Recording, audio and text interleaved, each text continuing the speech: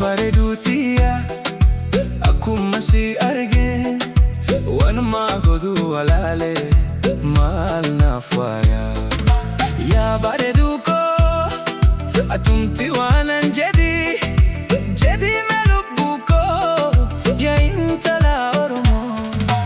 Yaa bareeda koo mee maalummaa sin jedhu abbaan koo nan dissu wanti ani sin jedhu yoo jiraate naaf fuduu naan baadiyyaa bareeda koo kootu ta'een si eega karaa gubaa jira.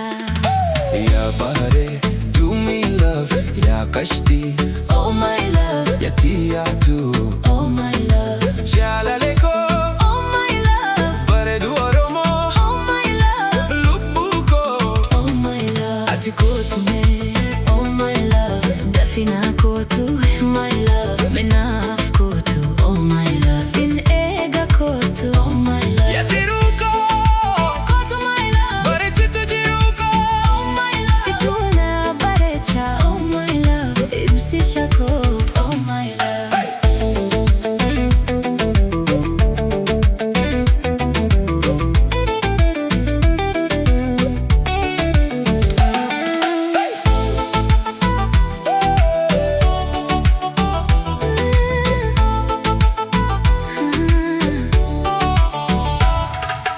Yaa bareeduutiya akkuma si argeen waanuma godhu walaalee maal naaf waaya.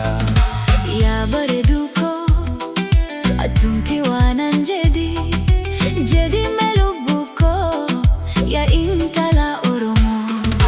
Yaa bareeda koo mee maalummaa sin jedhu Abbaan koo nan dissu wanti ani sin jedhu yoo jiraate naaf fuduu naan baadiyyaa bareeda koo kootu ta'een si eega karaa gubaa jira.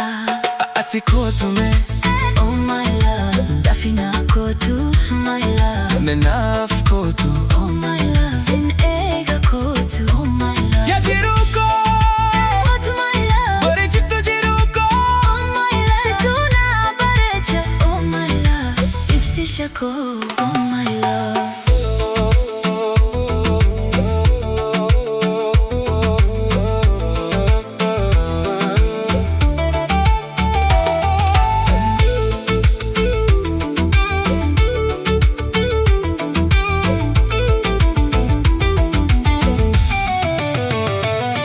ati kootu mee Oh my love, dafina kootu oh my love, menaaf kootu oh my love, sin eega kootu oh my love. yaa jiru koo Kootu my love, bareechitu jiru koo oh my love, situna bareecha oh my love, ibsisha koo oh my love. jiraada naaf kootu jaalale